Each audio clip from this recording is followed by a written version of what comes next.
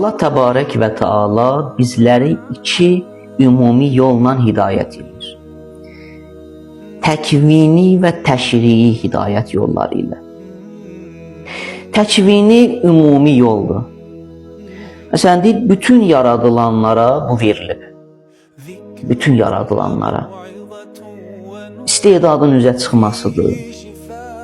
Xeyrə tərəf getmək, ziyandan uzaqlaşdırılmaq, kamala çatmaq, kamillik, bu insana verilən təkvini hidayətdir. Məsələn, heyvanlara, bitkilərə, bitkilərin inkişaf prosesi, heyvanların təbii inkişafı, nəsil artırma məsələləri və s. Bunlar da heyvan və bitkilərin təkvini hidayət yollarıdır. Allah hər bir varlığı yaradanda bu məsələləri onun fitrətində qoyub. Yəni sən ki, mən yaradılmışıq. Bu fitri məsələləri Allah Təbarək və Teala sistematik şəkildə bizlərin daxilimizdə qoyub. Yəni huzuri elmdir, sənin daxilində huzuru var bu məsələlərin. Quran nə deyir? Qalə Rabbənə əlləzi ə'ta kullə şeyin xalqahu sümmə həda. Dedi, bizim Rəbbimiz hər bir şeyə onun məxsus yaradılışını əta edən, sonra doğru yol göstərən. Birinci neyinir?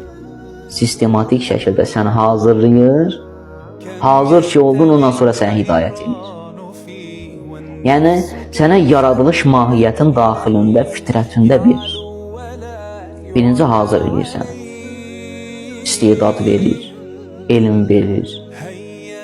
Bu məsələləri sənə verir, yaradılış mahiyyəti hazır olandan sonra başlayın yeni hidayət eləməyə, hidayət yollarını öyrətməyə.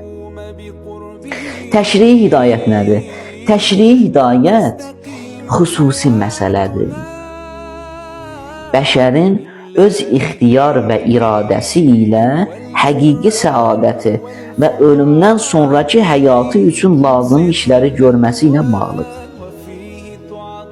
Nə oldu burada? İxtiyar məsələsi, iradə məsələsi, xüsusi məsələdir. Təşrii hidayət yolu.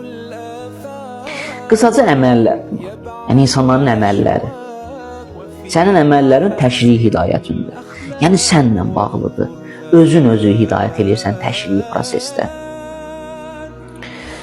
Bizim əlimizdən tutur, birbaşa ünvana aparılır.